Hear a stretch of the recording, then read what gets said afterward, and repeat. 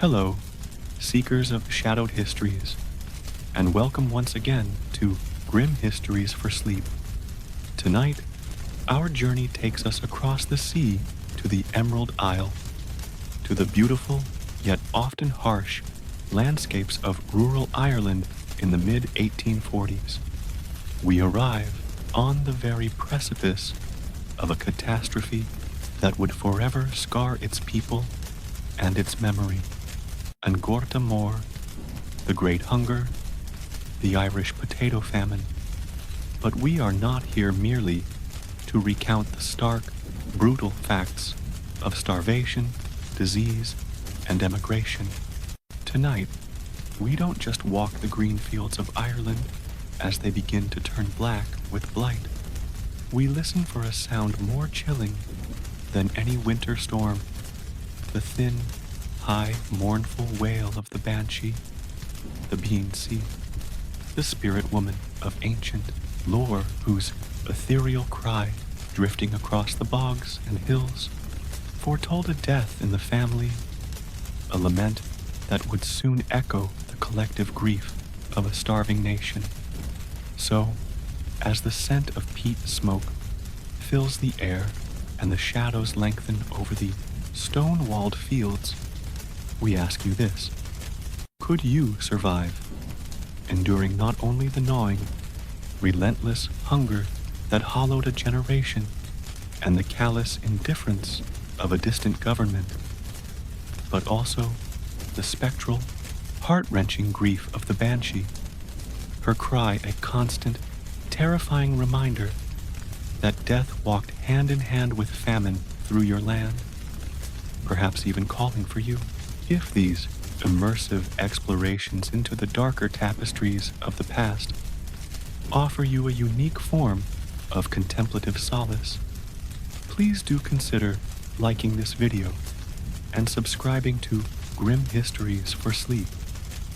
Your presence among our community of nocturnal historians is always a comfort, and as the wind whispers its ancient secrets, tell us in the comments where you are listening from this night, and what hour the moon holds dominion in your part of the world. It connects us through the mists of time. Now, let the modern world fall away. The scent of damp earth and burning peat, the soft chill of the Irish air, and a keening sorrow carried on the wind await you. Your ordeal is about to begin. The year is 1845.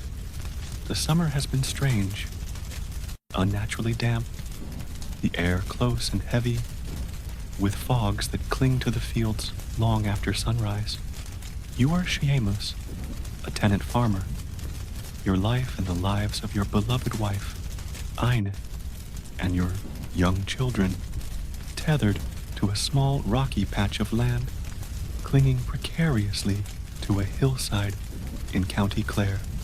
Your world revolves around the seasons, back-breaking labor, the small joys of family, and above all, the humble potato, the prata, the crop that sustains you, the crop that is life itself, but now a strange, unsettling odor, Swedish, yet foul, like something ancient and decaying, drifts from your potato field, a scent you have never encountered in all your years working the land.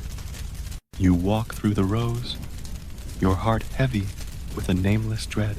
The lush green leaves of your prized lumper potatoes, usually so vibrant, are showing dark, spreading spots, some edged with a faint, white, almost spectral fuzz. They are wilting, collapsing. Your first challenge is not hunger itself, not yet.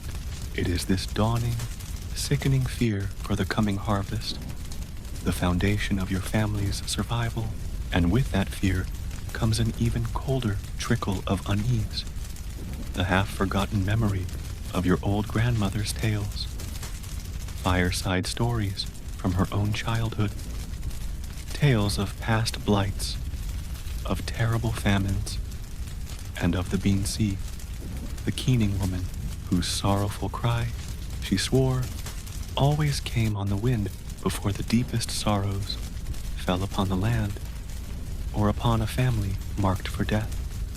The air is still, but a different kind of chill has settled over your small cabin.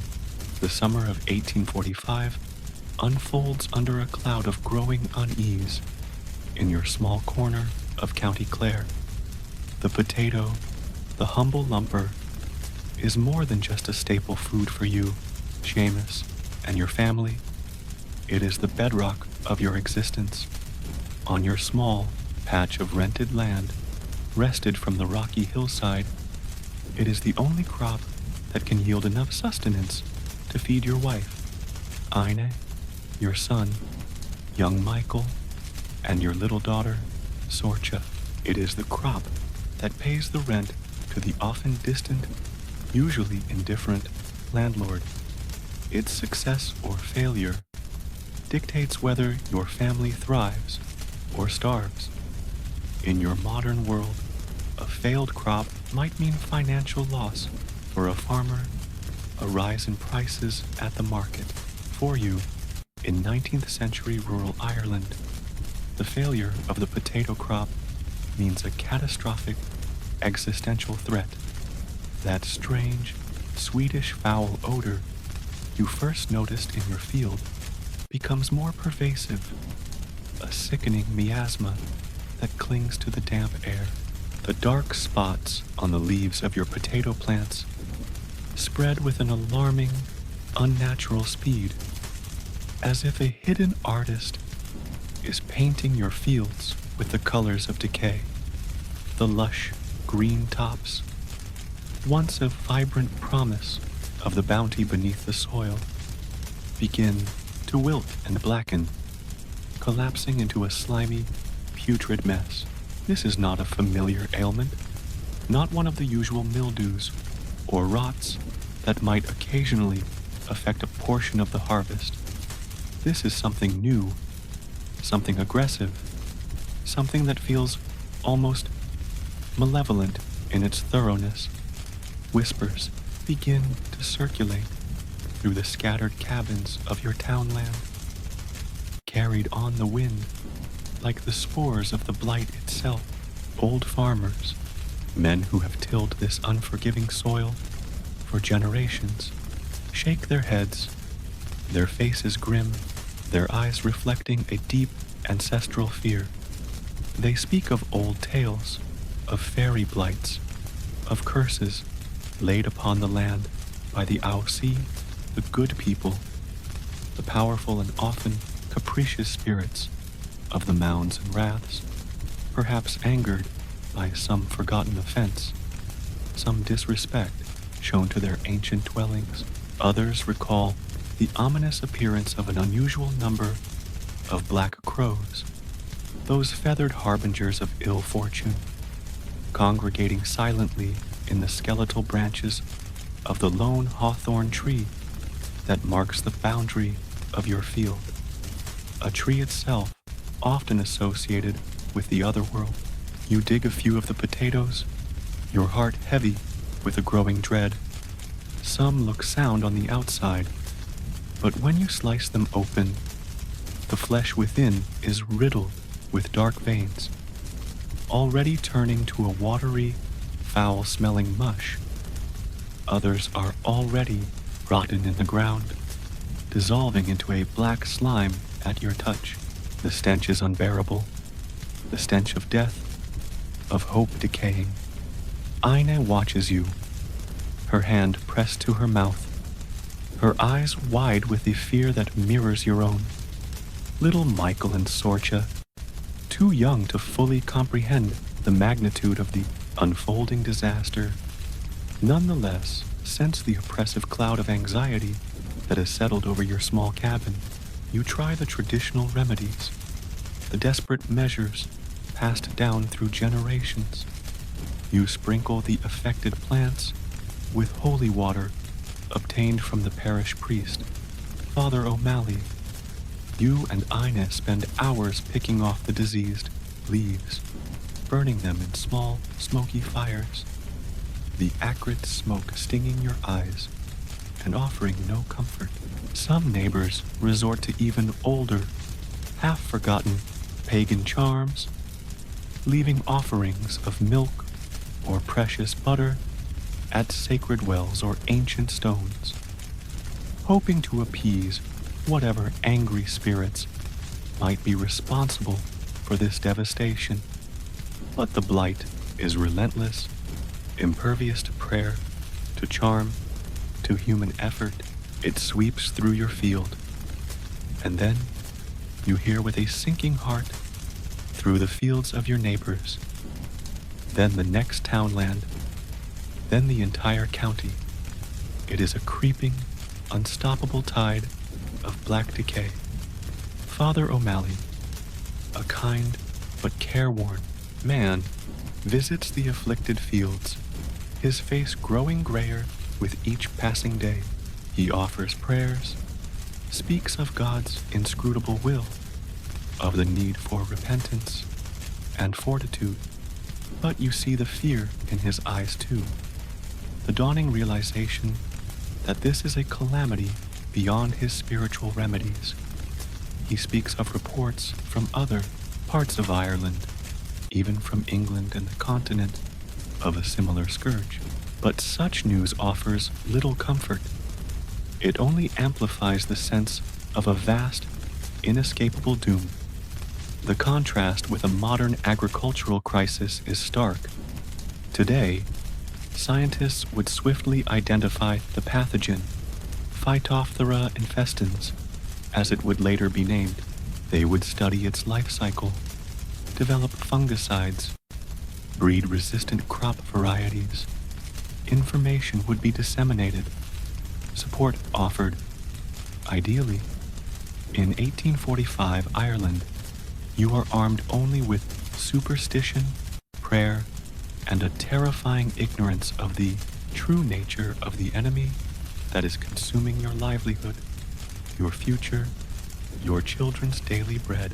The whispers of blight become a roar of despair, and as the last of your potato crop succumbs, turning your once green field into a blackened, stinking wasteland, a new and even more chilling sound begins to weave itself into the fabric of your fear. The catastrophic failure of the 1845 potato harvest is now an undeniable, devastating reality, where once your small field promised sustenance for the coming year, there is now only black, rotting desolation. The few potatoes you managed to salvage before the blight consumed everything are pitifully small, already showing signs of decay, and will not last your family more than a few weeks, if that. A stunned disbelief gives way to a cold, gnawing fear. What will you eat? How will you feed Ine and the children through the long, harsh winter that is already gathering its forces in the gray Atlantic skies? The initial reaction in your community is a mixture of shock, desperate hope for some miraculous recovery of the later crop, a hope that will be brutally extinguished, and frantic attempts to find alternative food sources. Some try to subsist on the meager oats or barley they might have grown on a small patch, crops usually reserved for paying the rent or feeding a single pig, if they are fortunate enough to own one. Others scour the hedgerows for berries, nuts, edible weeds, but the land, already poor, offers little beyond its primary bounty of potatoes.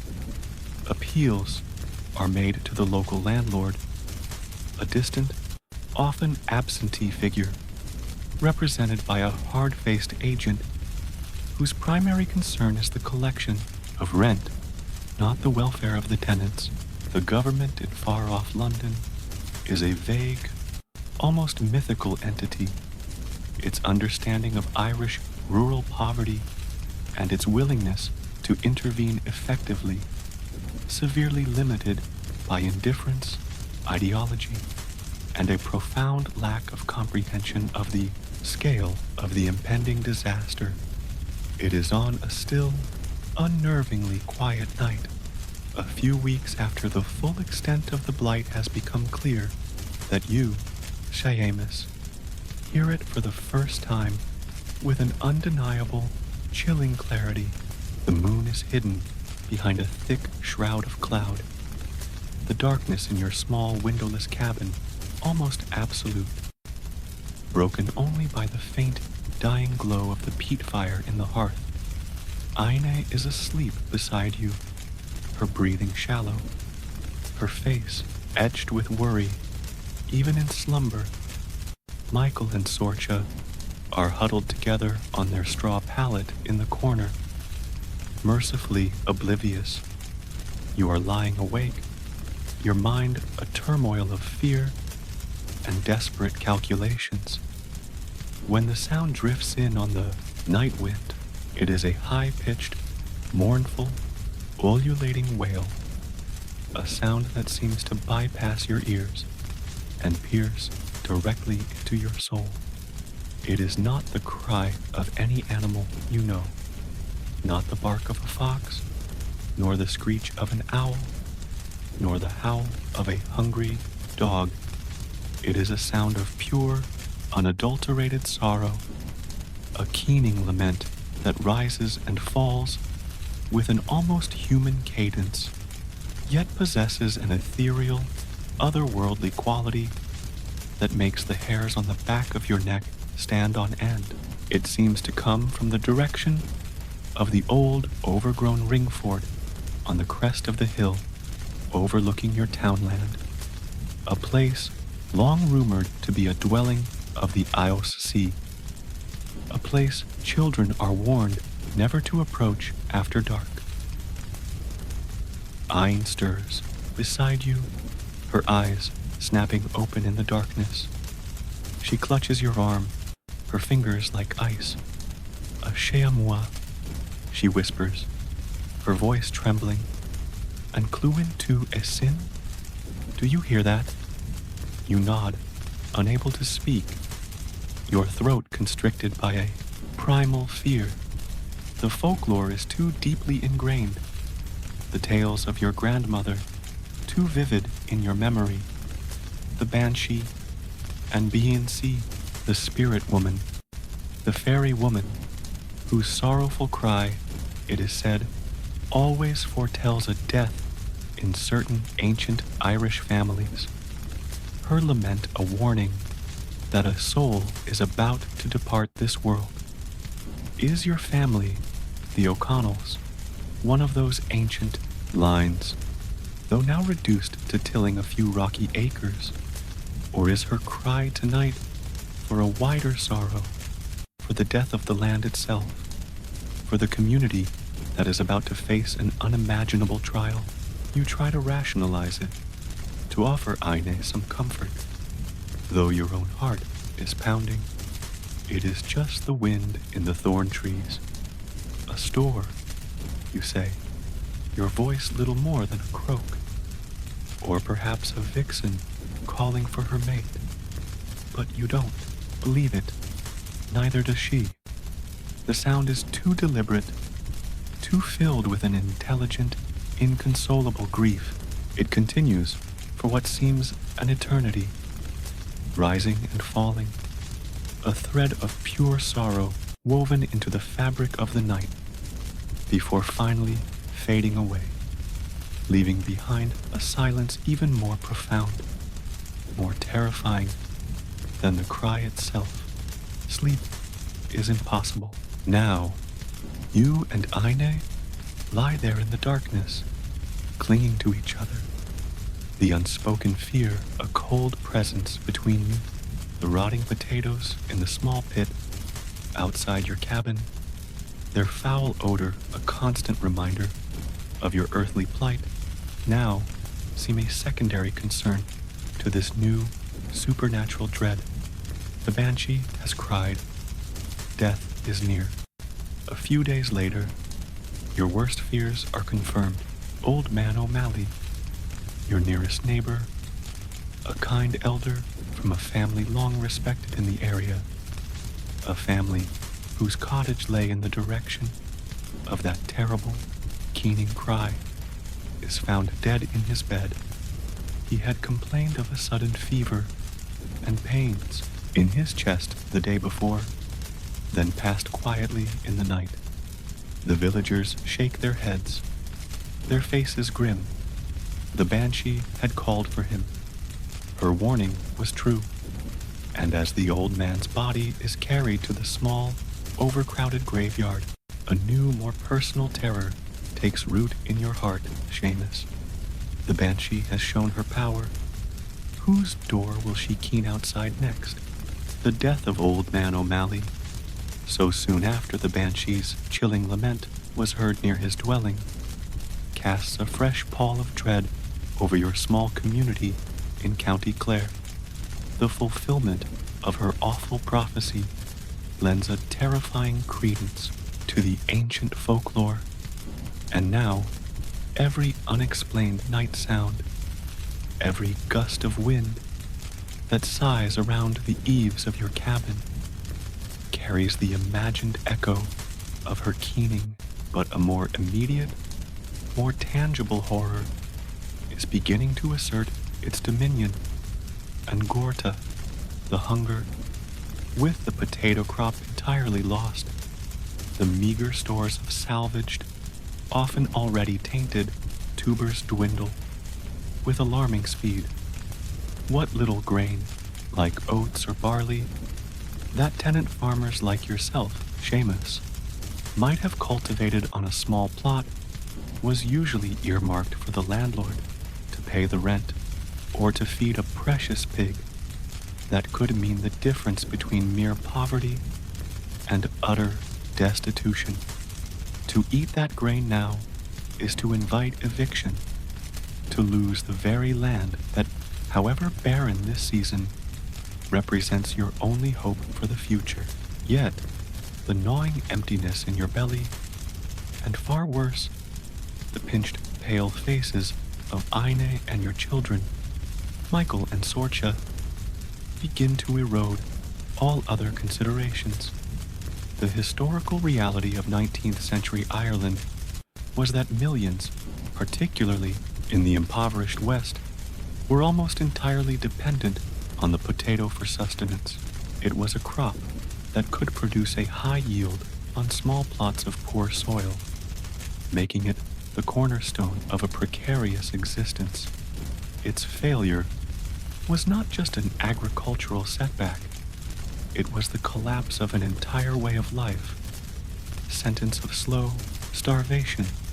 The initial relief efforts by the British government were tragically inadequate, hampered by laissez-faire economic ideologies that prioritized non-interference with market forces over direct, substantial aid, and a profound misunderstanding, often bordering on contempt, for the realities of Irish peasant life. Grain continued to be exported from Ireland, while its people starved. The hunger begins as a dull ache, a persistent emptiness that no amount of watery nettle soup or foraged berries can truly appease. You and Aine give most of what little you have to the children, your own portions shrinking daily. The shame of a father unable to feed his family is a heavy stone in your heart, Seamus. You spend your days scouring the countryside, your eyes searching desperately for anything edible. Wild mushrooms, though the fear of poisonous ones is ever present. Sorrel, pig nuts, even the despised charlock weed. Sometimes you return with a handful of gritty shellfish, painstakingly gathered from the distant, windswept coast. The long trek, leaving you exhausted for a meager reward. The children, once full of energy, grow quiet, listless, their laughter a forgotten sound. As the weeks wear on, the gnawing ache of hunger becomes a constant, agonizing companion. It twists your insides, clouds your thoughts, and shortens your temper. Sleep offers little respite, often bringing dreams of feasting, lavish banquets laden with food, only to have it all turn to ash and dust in your mouth, leaving you to wake with a hollow, bitter despair. These dreams, some of the old folk whisper, are sent by malevolent spirits, or by the good people, the Aosi, angered that the land is no longer providing its bounty, perhaps believing mortals are hoarding food while their own ancient territories suffer. The land itself begins to feel cursed, barren, actively hostile. The cry of the Banshee is heard again, this time from a different direction, closer to the cluster of cabins that includes your own. It is a sound that cuts through the still night air, a sliver of pure, unadulterated grief that makes your blood run cold. The next morning, word spreads. Young Bridget O'Shea, from a family known for their pride and their ancient lineage, has succumbed to a swift, violent fever, likely brought on by malnutrition. The Banshee had cried for her. Her presence is becoming a grim, accepted feature of this new, terrible landscape. Her cries, the punctuation marks in a story of escalating sorrow. The social fabric of your small community begins to fray.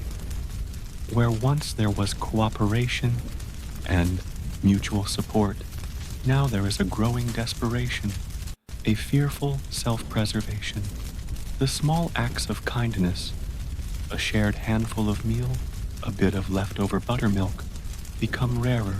People avoid each other's eyes, afraid of the silent appeal they might see, or perhaps afraid of revealing their own hidden, hoarded scraps. The strong prey on the weak. There are whispers of food stolen from lonely cabins, of desperate, starving folk driven to acts they would never have contemplated before. The desolate, empty potato fields, blackened and rotting under the gray Irish sky, become a powerful symbol of your collective plight, an open grave for your hopes. The eerie quiet of a village slowly starving is broken only by the hacking coughs of the sick, the weak cries of hungry children, and, on certain nights, that terrible, keening wail from the darkness, as if starvation itself were not a cruel enough master. Its hideous twin soon arrives in your beleaguered community. Disease, malnutrition weakens the body, stripping away its defenses, leaving it vulnerable to a host of opportunistic infections that thrive in conditions of poverty, overcrowding, and poor sanitation. Famine fever, a terrifyingly vague term that encompassed several distinct diseases like typhus and relapsing fever, begins to stalk the cabins of Wolfdal and countless other villages across Ireland. Dysentery, with its bloody flux, becomes rampant. Scurvy, from the lack of vitamin C once provided by the potato, causes gums to bleed, teeth to loosen, and old wounds to reopen. The historical records of the Great Famine are filled with horrifying accounts of these diseases, which often killed more swiftly and in greater numbers than direct starvation. Medical aid was virtually non-existent for the rural poor. The few dispensaries were overwhelmed, often lacking basic medicines. Many doctors themselves succumbed or fled. For most, sickness meant a swift descent into delirium and death, often alone, untended, in the squalor of their own cabins. In your small community, Seamus, The arrival of fever is met with a new level of terror. Hunger was a slow, grinding enemy. This is a swift, invisible assassin. It begins with chills and a burning heat, then progresses to agonizing body aches, a splitting headache, and often a terrifying delirium, where the afflicted rave, seeing visions, speaking to unseen entities. Some of the villagers, their minds already steeped in ancient folklore and supernatural dread, see these diseases not as a natural consequence of starvation, but as another manifestation of the curse upon the land, or as the work of demonic forces unleashed by the blight. The delirious cries of the sick are sometimes interpreted as the voices of possessing spirits, or as evidence that the person is being tormented by the good people for some transgression. The Banshee's cry now seems to be an almost constant presence in the night air, her wails weaving through the sounds of coughing, moaning, and the desperate prayers of the dying. Her lament is no longer just for specific families. It feels as if she is keening for the entire land, for every soul touched by this great sorrow.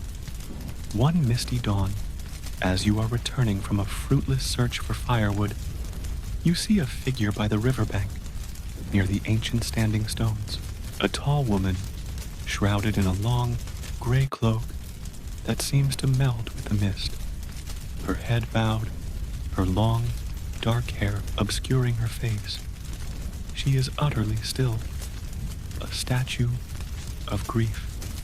As you draw a little closer, your heart pounding, she seems to sense your presence, raises her head slightly, and you catch a fleeting glimpse of eyes that seem to burn with an unnatural redness, as if from endless weeping. Then, like a wisp of the morning fog, she is gone. Was it a grieving widow from a neighboring townland? Or was it her, the Banshee, in one of her rare, fleeting, visible manifestations? The ambiguity is a cold knot in your stomach. You say nothing to Aine, not wanting to add to her already unbearable fear. Soon, the fever strikes closer to home. Your son, young Michael, who has been growing weaker by the day, his small face pale and gaunt, begins to shiver uncontrollably, his forehead burning to the touch. The terror that grips you is a cold, suffocating vice. You and Aina do what little you can, bathing his forehead with cool water, trying to coax him to drink a little broth made from boiled seaweed and a few precious herbs, but he slips further into delirium, his small voice crying out at unseen terrors, his body racked with tremors. The decision of whether to try and isolate him within your already cramped one-room cabin, or to offer what comfort you can at the risk of contracting the fever yourselves, is an agonizing one. But the bonds of love are too strong. You and Aina take turns watching over him, your hearts breaking with every pained breath he takes. The smell of sickness, that cloying, fetid odor you now recognize so well, fills your small dwelling, a constant reminder of your helplessness. The sound of his delirious cries, the hacking coughs from neighboring cabins, the distant, almost nightly wail of the Banshee. These are the sounds that define your waking and sleeping nightmares. Each new death in the village, and they are becoming more frequent now, seems to be preceded or immediately followed by her awful, keening cry, a chilling confirmation of her role as the harbinger of doom. She is no longer just a figure of folklore, She is an active, terrifying participant in your community's suffering. The fear of her and the fear of the rampant disease become intertwined, a double-edged sword of dread hanging over every soul. The oppressive atmosphere in your cabin, filled with the physical and spiritual emanations of sickness and impending death, is almost unbearable. You feel as if you are being watched, not just by the worried eyes of your wife, but by something else, something ancient, sorrowful, and inexorable, waiting in the shadows for its next summons. And then, one night, as Michael's breathing grows shallow and faint, you hear the Banshee's cry again, not from the distant hill or the bog, but from directly outside your own cabin window. A thin, high, inconsolable wail that seems to be meant for your ears alone. The Banshee's cry, so close, so undeniably personal, chills you, Seamus, and your wife, Ine, to the very marrow of your bones. It is a sound that strips away the last vestiges of hope, a spectral confirmation of the doom that has been hovering over your small family. Inside your wretched cabin, young Michael, your son, lies still, his small chest no longer rising with the shallow, fevered breaths that had been a painful rhythm for days. The famine fever has claimed him. The silence he leaves behind is a void, vast and terrifying, a silence far more awful than any cry. In ordinary times, the death of a child in your community would be met with the outpouring of communal grief, with ancient rituals designed to mourn the departed and comfort the living. There would be a wake, the neighbors gathering to share stories, to keen, to offer prayers, and what little food they could spare. The body would be washed, dressed in its best, and carried with solemn dignity to consecrated ground. But these are not ordinary times. The great hunger has warped and broken not just bodies, but traditions, the very sinews that bind a community together.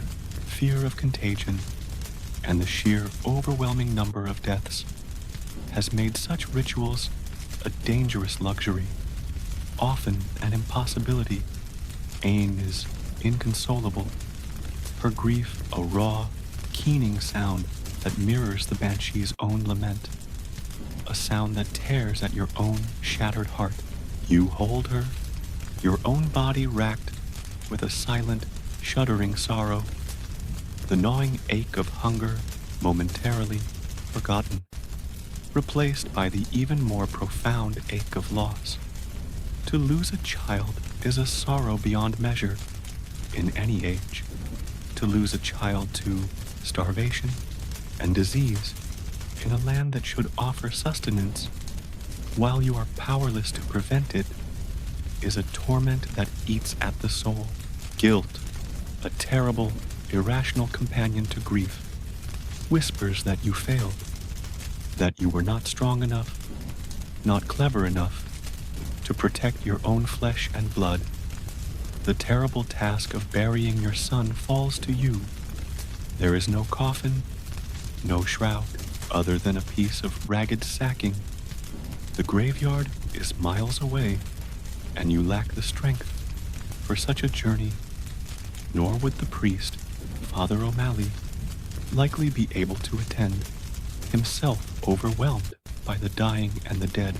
So, with a heavy heart and trembling hands, you take your spade, the same spade that once turned the earth for the life-giving potatoes, and you dig a shallow grave in the small, barren patch of land behind your cabin, a patch that was once your garden. The earth is cold and unyielding. Each spadeful is an agony. Ine watches from the doorway, her face a mask of stony despair. Little Sorcha clinging to her skirts, her wide eyes reflecting a terror and confusion no child should ever witness. As you lay Michael's small, wasted form in the damp earth, you are tormented by more than just grief. The Banshee's cry, so specific to your family, echoes in your mind. Is her lament truly over? Or is she merely pausing, waiting to claim another from your blighted heart? The folklore is filled with tales of the Banshee, crying not just for one death, but sometimes for multiple members of a fated family. This fear that your ordeal is not yet finished, that death, heralded by that spectral woman, still hovers over your remaining loved ones, is a new and terrible burden. Furthermore, the fear of restless spirits, of the unquiet dead, is a potent one in your culture. A hasty, unceremonial burial, without the proper rites, without the communal prayers to speed the soul on its journey, is believed to leave the spirit tethered to the earth, sorrowful and potentially resentful. You find yourself listening for strange sounds in the cabin at night, for the sigh of a small, lost ghost, for the touch of an unseen hand. Grief and hunger, as you're discovering, are powerful catalysts for hallucination. In the flickering light of the peat fire, shadows seem to take on familiar shapes. A gust of wind, rattling the ill-fitting door, sounds like a child's whimper. You might even see him, your lost Michael, for a fleeting, heartbreaking instant, sitting by the cold hearth, his eyes filled with a sorrowful reproach. The days that follow Michael's death are a blur of hunger, grief, and a deepening despair. The cabin feels colder, emptier, haunted by his absence. Ina moves like a ghost herself, her eyes vacant, her voice rarely rising above a whisper. Even little Sorcha, sensing the profound shift in the atmosphere, has lost her childish chatter, clinging to her mother with a fearful intensity. The silence within the cabin is broken only by the gnawing sounds of your own empty stomachs and the ever-present, distant symphony of sorrow from the dying village outside. And then, one blustery afternoon, as a cold rain lashes against your flimsy door, there is a heavy, authoritative knock, not the furtive tap of a neighbor, nor the grim summons of the bellman. This is different. Your heart lurches with a new, sickening dread. It is the landlord's agent, a man known for his callous indifference to the tenant's suffering, accompanied by two grim-faced men from the constabulary. They have come for the rent you have no way of paying, the rent for land that has yielded nothing but black rot and death. The empty hearth of your home is about to be brutally, irrevocably extinguished. The arrival of the landlord's agent, flanked by the constables, spells the final doom for your small family, Siamus. There are no pleas, no appeals that will move these men. The landowner, often an absentee English aristocrat or a wealthy middleman, demands his due. Famine or no famine, failure to pay the rent means eviction, a swift and brutal process that has become tragically common across the starving Irish countryside. Your cabin, the only home you have ever known, the place where your children were born, where Michael died, is to be taken from you. The historical reality of these mass evictions during the Great Famine is one of its most shameful and horrifying chapters. Thousands of families, already weakened by hunger and disease, were turned out of their homes, Often, in the dead of winter, their meager belongings thrown onto the roadside to prevent them from returning. The cabins were frequently tumbled, their roofs pulled down, their stone walls demolished, leaving behind desolate ruins that would scar the Irish landscape for generations, silent monuments to inhumanity.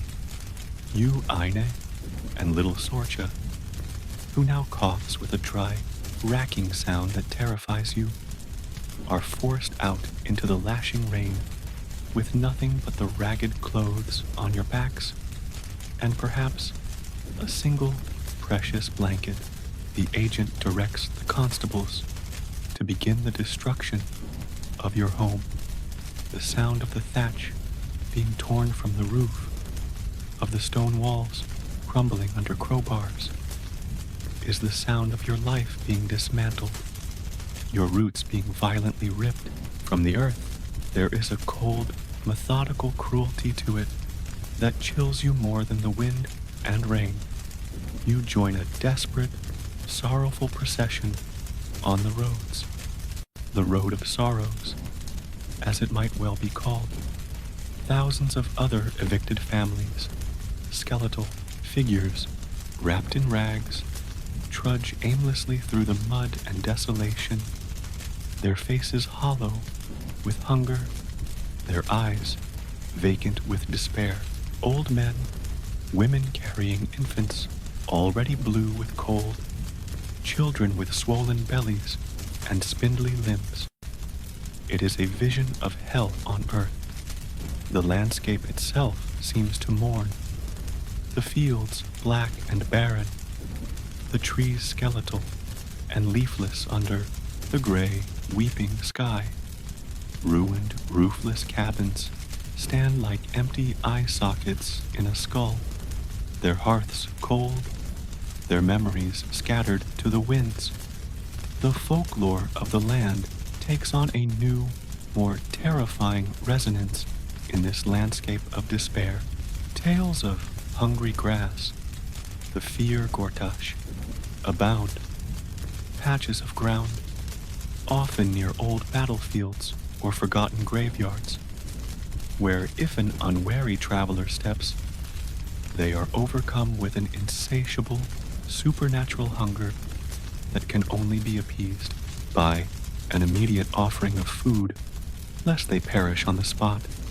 Every stumble, every patch of unnaturally green grass becomes a source of fresh terror, and the Banshee, they say, her sorrow now as vast as the suffering of the entire nation, is often heard wailing over these desolate roads. Her cries following the ghostly processions of the evicted, a constant, ethereal lament for the dying of a people. You think you hear her sometimes, in the shriek of the wind through the ruined gables, in the distant cry of a curlew, a sound that freezes your blood and makes Aine clutch Sorcha even tighter. The search for food becomes an all-consuming, desperate obsession. You beg at the gates of larger farmhouses, only to be driven away by fierce dogs or equally fierce warnings. You search for scraps in the refuse heaps of slightly less destitute villages, competing with starving animals. You might even be driven to steal a turnip from a field, a loaf of bread from an unwatched cart, the shame burning you almost as much as the hunger. The moral certainties of your former life have dissolved in this desperate struggle for bare survival. Your modern sensibility recoils at such degradation, such suffering. You live in a world with social safety nets, however imperfect, with charities, with international aid organizations. In 1840s, Ireland, there was little beyond the cold, often cruel, charity of the workhouse, or the distant, inadequate relief measures of a government that seemed to view the Irish poor as a burden rather than a responsibility. The gnawing hunger is a constant torment, a fire in your belly that is never quenched. It brings on dizziness, weakness, a strange lightness in your head that sometimes blurs the line between reality and hallucination. The sight of your wife, Aine, her once bright eyes now dull with suffering, her body growing thinner by the day, is a constant reproach. And little Sorcha, her small hand clutching yours, her cough growing weaker, her suffering is the sharpest agony of all. The only hope, if such it can be called, is to reach a town large enough to have a workhouse, one of the dreaded institutions established under the poor law, supposedly to provide relief for the destitute. But the stories you hear of the workhouses are almost as terrifying as starvation itself. Overcrowded, disease-ridden, families forcibly separated, with hard labor demanded in return for a mouthful of watery gruel. It is a grim choice, to die slowly on the roads, or to face a different kind of living death within those forbidding stone walls. But choice is a luxury you no longer possess. With Aine growing weaker and Sorcha's cough worsening, the workhouse, however dreaded, seems your only desperate and perhaps final option. After days, or perhaps weeks, time itself has become a blur of hunger and hardship, of trudging along the desolate roads. You, Seamus, with your ailing wife Aine, and feverish little Sorcha, finally reach the outskirts of a larger town, one that boasts that most dreaded and yet desperately sought-after institution, the Union Workhouse. These imposing gray stone buildings, more like prisons than places of refuge, were established under the Irish Poor Law of 1838, designed not so much to alleviate poverty as to deter pauperism through harsh conditions and strict discipline. For the starving masses of the Great Famine, they became a last, desperate resort, often a final gateway to death itself. The scene outside the workhouse gates is one of unimaginable human misery. Hundreds of skeletal figures, men, women, and children, lie on the muddy ground, too weak to stand, their bodies racked with fever, their eyes hollow with despair, all begging for admission. The stench of unwashed bodies, sickness, and excrement is overwhelming, a miasma of human suffering. A beleaguered-looking gatekeeper, often a poor man himself, employed for a pittance, tries to maintain some semblance of order, his voice hoarse from shouting, his stick occasionally lashing out at those who press too close.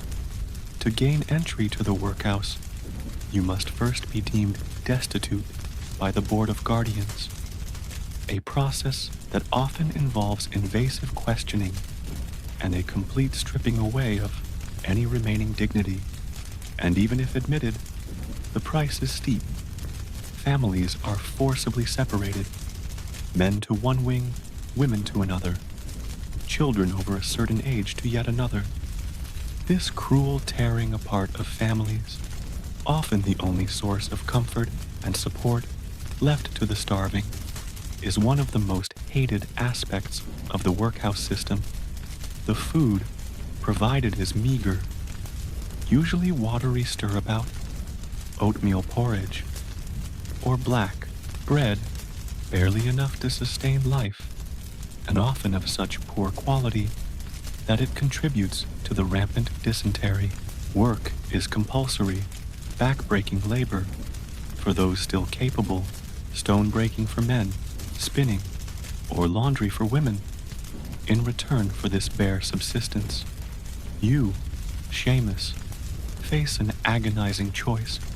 To enter the workhouse means surrendering your freedom, your family unity, perhaps your last vestiges of hope. But to remain outside, with Aine growing weaker by the hour, and Sorsha burning with fever, means almost certain death for them both. With a heavy heart, you join the throng at the gates, enduring the long, agonizing wait, the humiliation of the inspection, the cold indifference of the officials. Finally, you are admitted. The gates clang shut behind you with a sound of grim finality. The interior is a vision of hell. Vast, cold, echoing dormitories, crammed with straw pallets, each occupied by a skeletal, often dying inmate. The air is thick with the sounds of coughing, moaning, delirious cries, and the sharp, authoritarian shouts of the workhouse master or matron. Disease is rampant. Typhus, relapsing fever, dysentery, spreading like wildfire through the weakened, overcrowded population. The healthy who enter often succumb within weeks. Aine and Sorsha are taken from you, led away to the women's and children's wing. The brief, desperate embrace you share, the terror in their eyes, will haunt you forever. You are herded into the men's dormitory, a vast, shadowy space filled with the ghosts of men, their bodies emaciated, their spirits broken. The sense of hopelessness is a palpable, suffocating presence. Here, the Banshee's cry needs no supernatural origin. It is in the collective, human despair that fills these stone walls. Yet, some of the older inmates, men whose minds have perhaps frayed under the strain, whisper of hearing her still, her wail echoing through the long, dark corridors at night. A sure sign that the pauper's shroud is about to claim another victim.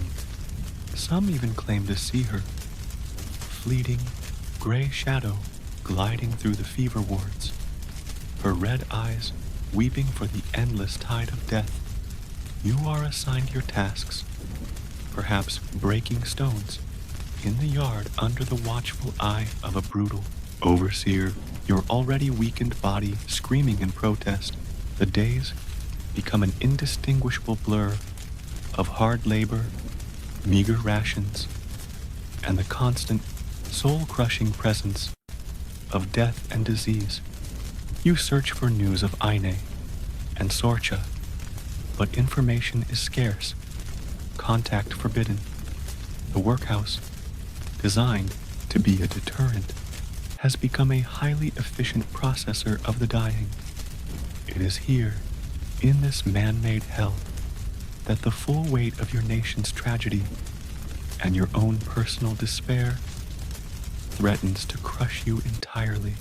Even amidst the overwhelming despair of the Great Famine, amidst the institutional cruelty of the workhouse and the callous indifference of many in authority, small, flickering embers of human kindness and compassion still manage to glow. But for every act of charity, there seemed to be an equal, if not greater, measure of exploitation and cruelty as the bonds of society frayed, and the desperate struggle for individual survival brought out the very worst in some. The historical record shows that various religious groups and private charities, most notably the Quakers, the Society of Friends, made valiant efforts to provide relief, setting up soup kitchens, distributing food and clothing, often at great personal risk. Their efforts, though a kapka, check for drop, likely a typo for drop, in the ocean of suffering saved countless lives and stood in stark contrast to the often slow, inadequate, and ideologically constrained response of the government. You, Siamus, whether within the grim confines of the workhouse, or perhaps having escaped its horrors, only to find yourself once more starving on the roads, might encounter such instances of unexpected aid. Perhaps a Quaker soup kitchen is established in the town. The plain-dressed men and women, quietly and efficiently, ladling out nourishing soup to the lines of skeletal figures, their compassion a balm to the soul, as much as the food is to the body. You might receive a cup of this life-saving broth, a small act of human decency that feels almost miraculous in this landscape of despair.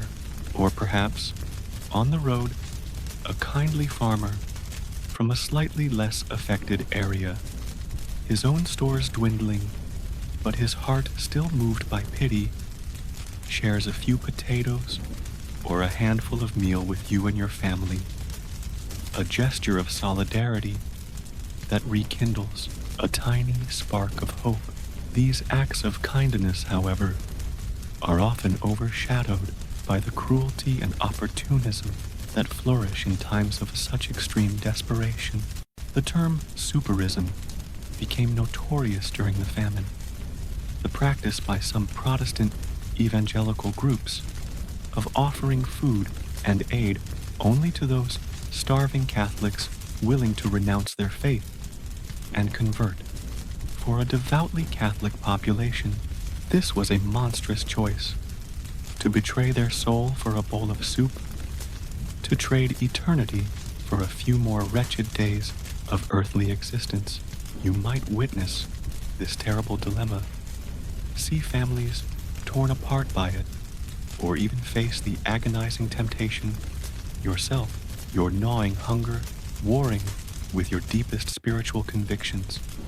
And then there are the demons in human form, those who seek to profit from the suffering of others, price-gouging merchants who hoard grain and sell it at exorbitant prices to the starving, callous government officials who embezzle relief funds or enforce the punitive aspects of the poor law with cruel zeal, landlords' agents who carry out evictions with brutal efficiency, sometimes even setting fire to cabins to ensure the tenants cannot return.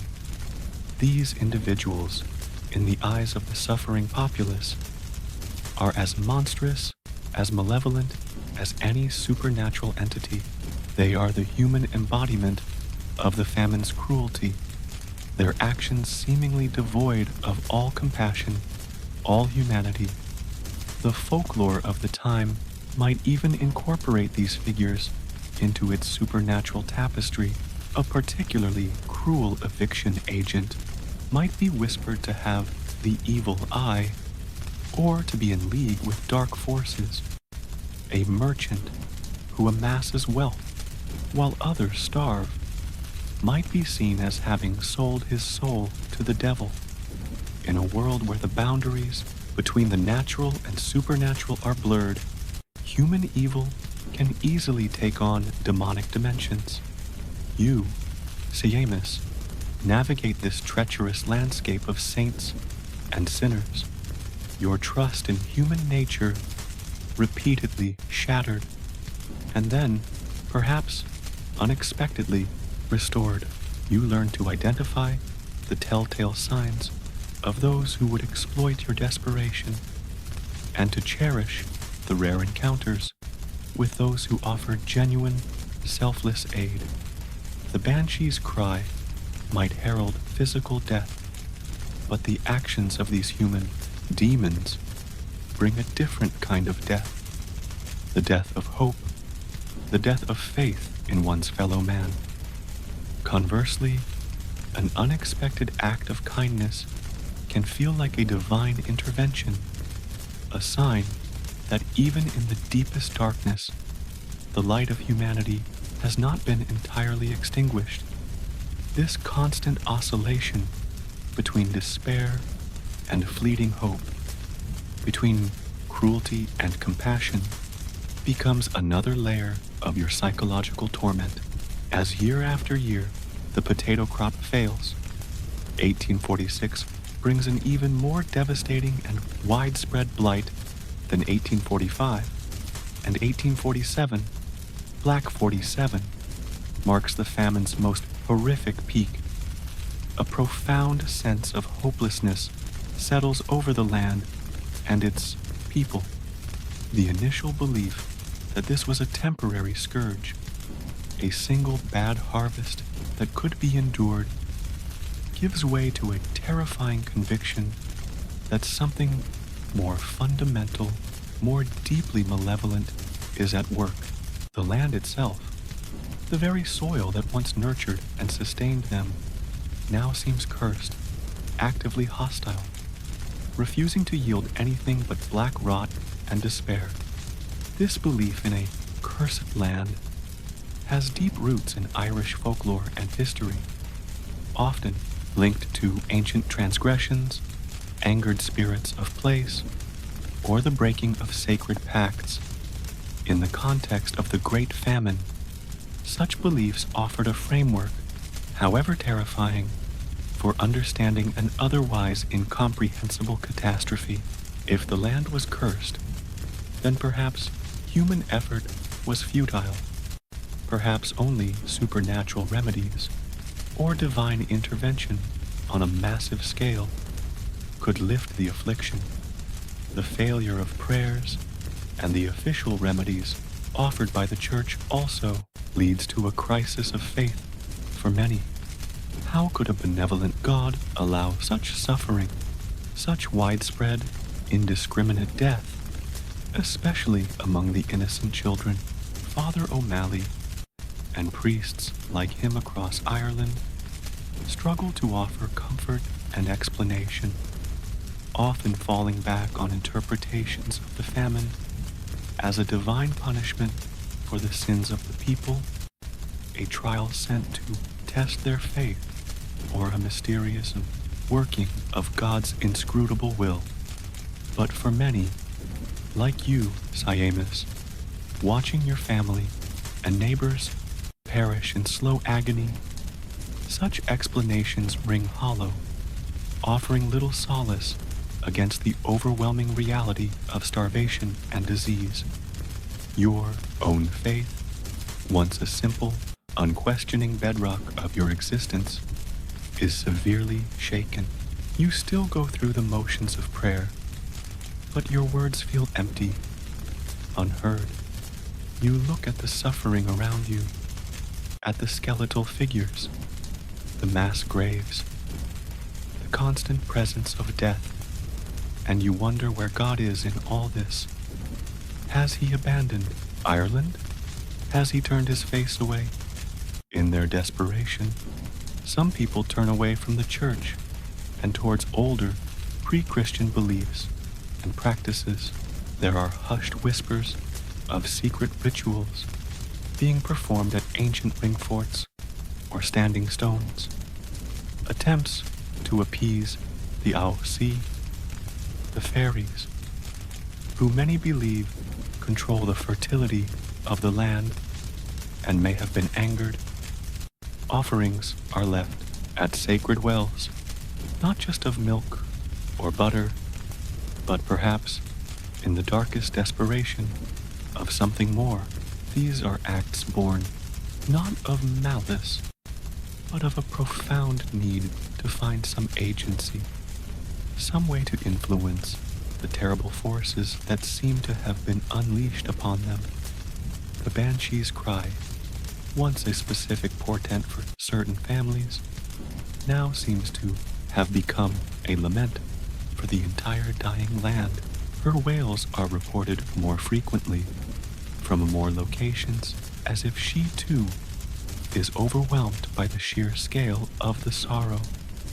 Her traditional role expanding to become the keening voice of a nation's agony. She is no longer just a harbinger of individual death, but a symbol of the death of a way of life. the death of hope. Her presence feels more pervasive, her sorrow a constant, chilling underscore to the suffering. Some say she is weeping for the land itself, for the curse that has fallen upon it. You, Seamus, find yourself caught between the crumbling edifice of your old faith and the terrifying allure of these older, darker beliefs.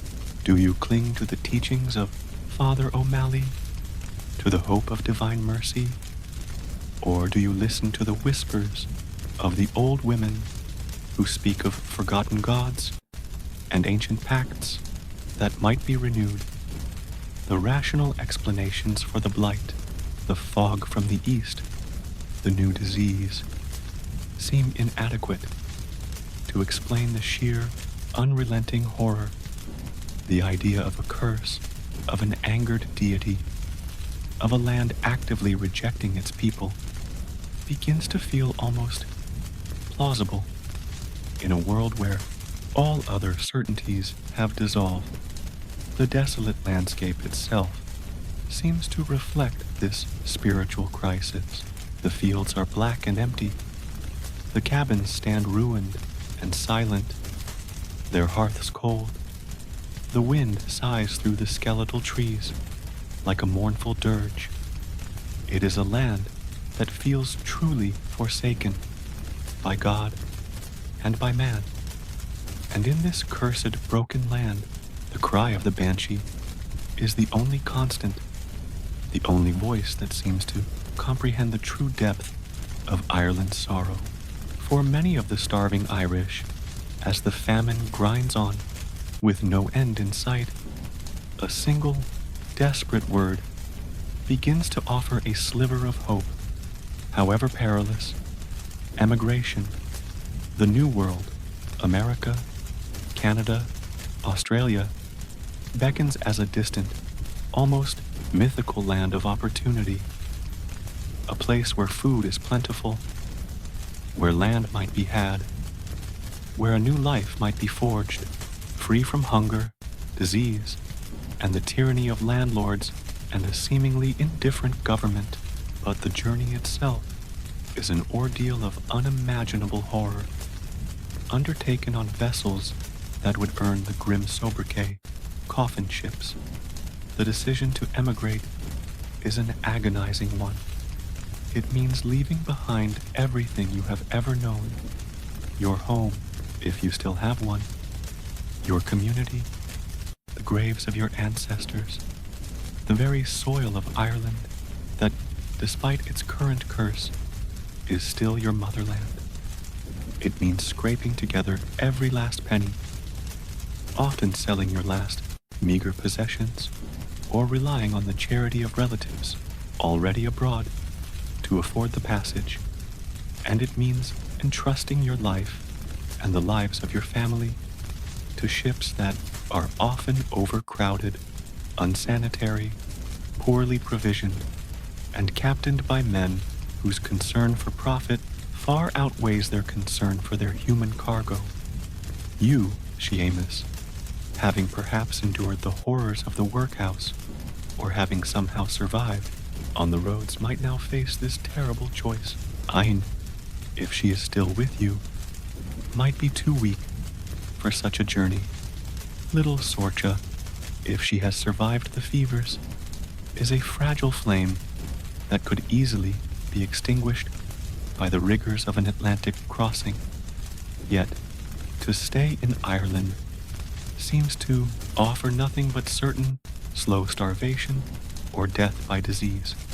The coffin ship, for all its terrors, represents a chance, however slim, of escape, of survival, of a future for any children who might endure. The scenes at the ports of embarkation, places like Cove, then Queenstown in County Cork, or Liverpool in England, where many Irish fled first, are chaotic and heartbreaking. Thousands of desperate, emaciated people crowd the quaysides, their faces etched with a mixture of hope and terror. They are often cheated by unscrupulous ticket agents, herded onto vessels that are little more than floating charnel houses. The conditions on board these coffin ships are almost beyond description. Passengers are crammed into dark, airless steerage compartments, often hundreds more than the ship is legally allowed to carry. Sanitation is non-existent. Food and water are scarce and of a horrible quality. Disease, typhus, ship fever, cholera, dysentery spreads like wildfire through the weakened, tightly packed human cargo.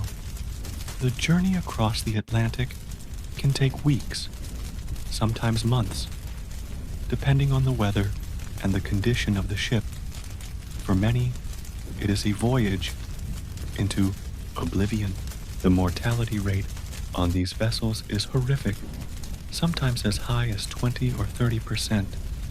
The dead are unceremoniously committed to the deep, often without even a shroud or a prayer, their bodies waiting the wake of the ship as it sails towards a promised land they will never see. If you, Siamus, make this desperate choice, the experience is a new dimension of hell. The constant motion of the ship, the stench of vomit, excrement, and unwashed bodies in the cramped, dark steerage, the cries of the sick and dying, the gnawing hunger and thirst, the ever-present fear of disease. It is an ordeal that tests the limits of human endurance. The Banshee's cry, you might think, cannot follow you across the vast ocean, but perhaps it does, in a different form. The mournful shriek of the wind through the rigging, the groaning of the ship's timbers in a storm, the delirious cries of a dying child in the bunk beside you. These become the new soundtrack to your despair, echoes of the sorrow you thought you had left behind. Some passengers, their minds unhinged by suffering and fever, might claim to see her even here, a spectral figure clinging to the mast during a storm, her hair streaming in the wind, her eyes red with weeping for the souls about to be consigned to the deep. Or perhaps the curse of the land has followed you onto the water, manifesting in the relentless sickness that culls your fellow passengers.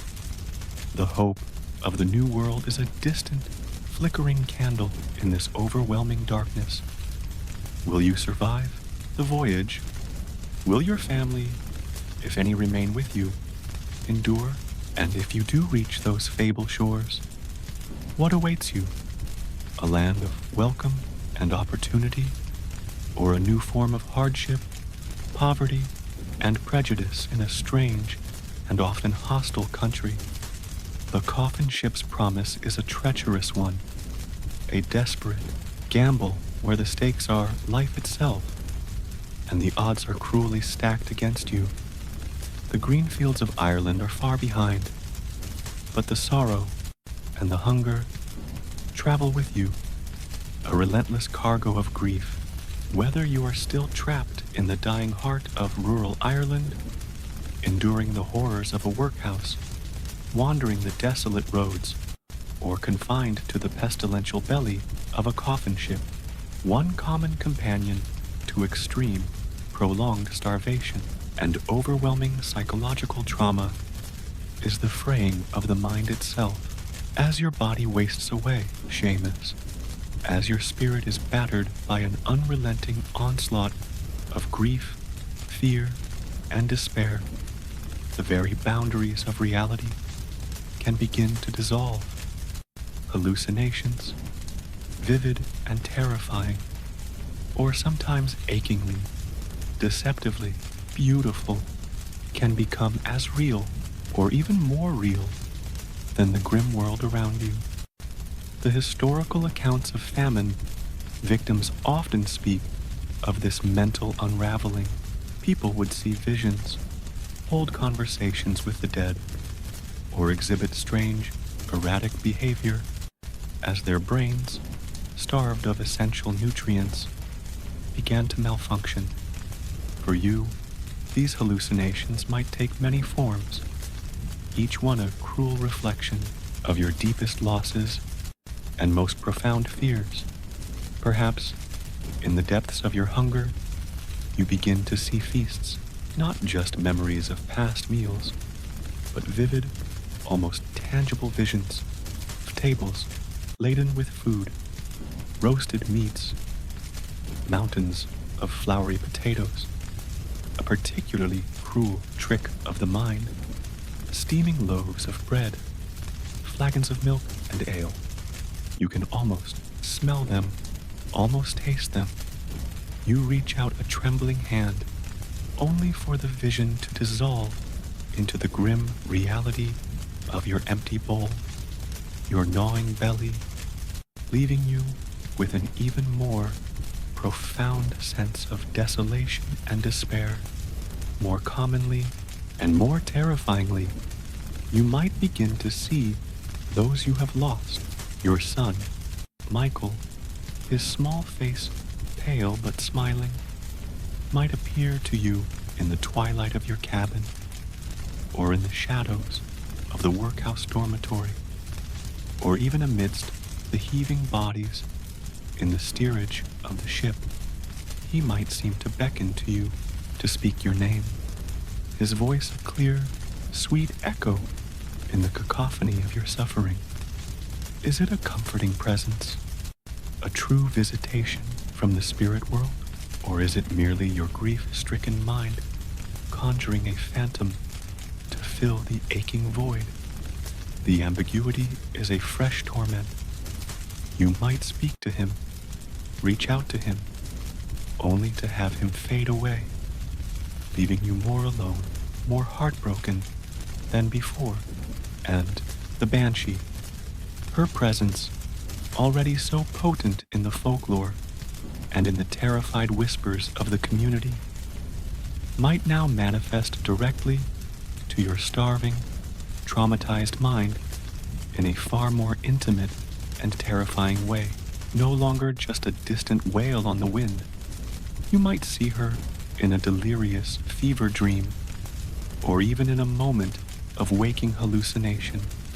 Perhaps she stands at the foot of your pallet, a tall, sorrowful figure shrouded in her gray cloak, her long, unbound hair black as a raven's wing or white as snow, flowing around a face that is either ethereally beautiful or terrifyingly ancient and withered, depending on the local lore your grandmother shared. Her eyes, those infamous red eyes, raw from centuries of weeping for the dying of the gale, might fix upon you with an unbearable intensity, not necessarily malevolent, but filled with an ancient, inconsolable sorrow that seems to mirror your own and to promise your imminent demise. She might not speak, but her presence, her silent, weeping gaze, is a direct, personal message of death. These hallucinations are not just visual. You might hear voices whispering your name when no one is near, or the soft singing of lullabies your mother once sang, or the laughter of your children from a time before the hunger. You might feel phantom touches, a cold hand on your arm, a breath on your neck. The world becomes a phantasmagoria, where the dead walk among the living, where the air itself seems to teem with unseen presences, where your own mind is no longer a reliable guide, but a source of fresh terror. The loss of reason, the descent into this twilight world of hunger-induced madness, is perhaps the ultimate horror of the famine. It is the final stripping away of your humanity, the reduction to a state where you can no longer distinguish between what is real and what is a cruel figment of your tortured psyche. And in this state, the supernatural explanations for your suffering, the cursed land, the angered fairies, the sorrowful death-heralding banshee, can feel more true, more immediate, than any rational understanding of blight or political indifference. Your mind, in its extremity, embraces the folklore as reality, because reality itself has become too monstrous to bear. Years have passed, years of unimaginable suffering, of relentless hunger, disease, eviction, and death. Years where the cry of the banshee became the lament of an entire nation. But even the most terrible storms eventually lose their fury, slowly, almost imperceptibly at first. The Great Famine and Gortamor begins to loosen its death grip on Ireland. The potato blight, though it would recur in later years, becomes less universally devastating. The winter of 1848-49 is particularly harsh, but by the early 1850s, the worst of the mass starvation is over, though its consequences will reverberate for generations. The official relief efforts, however flawed and tragically late, begin to have some impact. The tide of mass emigration continues, but those who remain in Ireland, a fraction of the former population, start the slow, agonizing process of rebuilding their shattered lives and a devastated land. For you, Siamus, if you are one of the fortunate, or perhaps cursed, few to have survived this crucible, what does this waning cry of the famine truly mean? Survival is a stark, brutal word. It does not imply a return to normalcy, for the old normal is gone forever, buried in the plague pits and coffin ships, alongside more than 1 million souls. If you have made it through, you are a deeply scarred individual, a walking testament to the horrors you have endured. Perhaps you are still in Ireland, on your small patch of land, if you somehow manage to cling to it, or on a new, equally unforgiving plot. The fields around you are no longer uniformly black with blight, but they are emptier, quieter. So many cabins stand ruined and deserted, their former occupants dead or scattered across the vast ocean. The faces of your neighbors, those who also survived, are etched with a sorrow that will never entirely fade. The laughter of children is a rarer sound. The old songs are sung with a new, deeper melancholy. Or perhaps you are one of the emigrants, having somehow survived the horrors of the coffin ship, now trying to carve out a new existence in a strange, often hostile land. America, Canada, Australia, you are free from the immediate threat of starvation, but you are an exile, your heart forever tethered to the green, sorrowful land you left behind. Your dreams haunted by the faces of those who did not make it. You carry the famine within you, a cultural memory, a wound that will be passed down through your descendants. The banshee's cry, that constant, terrifying companion through the darkest years, may have become less frequent, less immediate. Perhaps you no longer hear it every night, or attribute every unexplained wail to her presence. But has it truly faded, or has it simply become a part of the deeper silence, an echo in your soul, a permanent resident in the landscape of your memory? You might still hear her in the sigh of the wind over a lonely field, in the mournful call of a seabird over the gray Atlantic, in the quiet moments before sleep, when the ghosts of the past come to visit. The land itself bears the enduring scars. The population of Ireland is decimated, its social fabric torn, its language and culture eroded. The great silence that fell upon the countryside during the famine years, the silence of starvation and mass death, lingers in the folk memory. The experience has fundamentally altered the Irish psyche, fostering a deep-seated distrust of authority, a powerful sense of grievance, and a profound connection to themes of loss, exile, and endurance. For you, Seamus, the survivor, life will never be the same. The gnawing hunger may have passed, but the memory of it, the fear of its return, will always be there.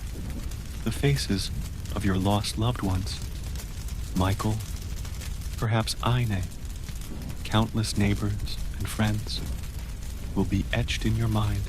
You will look at a field of potatoes with a caution, a fear that those who have never known such devastation can never understand. And in the quiet moments, in the deep watches of the night, you will listen. Listen for a sound on the wind, a thin, high, mournful cry. The Banshee's wail may have waned, but her sorrow and yours remains an enduring scar upon the heart of the land and upon your own soul. The famine is over, but its ghosts and its echoes will walk with you always. And so, Seamus, you walked through the valley of the shadow of death, a path strewn with the blackened stalks of failed harvests, the unmarked graves of your kin, and the shattered remnants of a way of life. From the first whispers of blight and the ominous sighting of the weeping star, you witnessed your world unravel. You endured the gnawing agony of starvation, the terror of fever, the loss of your beloved son Michael, and perhaps your cherished Ein. You faced the brutality of eviction, the despair of the workhouse, or the perilous gamble of a coffin ship. And through it all, a constant, chilling companion, the high, mournful wail of the Banshee, her cry a spectral score to your nation's suffering, an intimate and terrifying harbinger of each new wave of sorrow that crashed upon your family and your people. Your survival, if you did survive, was a testament to an endurance almost beyond human comprehension in a land that had become a vast, open grave. We return then to that shadowed question as the mists of time begin to clear. Could you have truly survived Angorta Mor, the great hunger? Perhaps your body, through some miracle of resilience or sheer chance, clung to life amidst the widespread death. But could your spirit have withstood the relentless onslaught of loss, the erosion of all hope, the sight of your children starving, your neighbors turned to skeletal ghosts?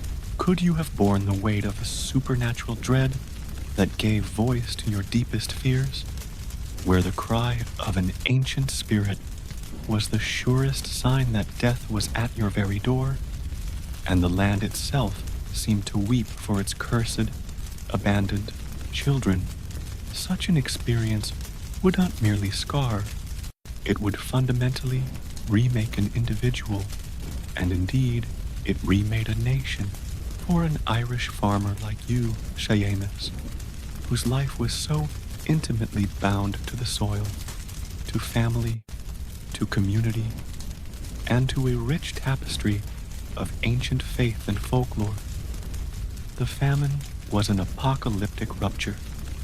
It shattered trust in earthly and heavenly governance, fostered a deep-seated grief that would echo through generations, and forever intertwined the historical memory of suffering with the potent imagery of supernatural sorrow, embodied most poignantly by the Banshee. The keening woman became more than just a spirit. She became the voice of the famine itself, the wailing conscience of a tragedy too profound for ordinary words. You draw back now from the desolate, rain-swept fields of 19th century Ireland, from the chilling lament that still seems to hang in its air, and return to your own world, a world where, for many, such widespread, catastrophic hunger is a distant historical horror, a story in a book. The Great Famine is over. The Banshee, for most, is a figure of folklore, a quaint superstition. Yet, the echoes of that time are not entirely silent. The specter of famine, driven by blight, by war, by climate, or by human indifference, still haunts parts of our modern world. The desperate migrations of peoples fleeing catastrophe, the cry for aid often unheard or inadequately answered, the way societies can fracture under extreme pressure, these are not solely relics of the past, and the human need to find meaning, to give voice to unbearable suffering, even through what others might deem superstition or folklore, remains a profound part of our shared experience. The Banshee cried for Ireland's dead. Perhaps, if we listen closely enough, we can still hear the faint, mournful laments for the great sorrows of our own times, carried on the winds of change, and a world still too familiar with hunger and loss. Thank you for walking this sorrowful path with us on Grim Histories for Sleep. May the echoes of such profound loss remind us of the strength of the human spirit, even in its darkest hours. If these immersive journeys into history's shadows offer you a space for reflection, please consider liking and subscribing. Until we meet again across the mists of time, may your nights be peaceful.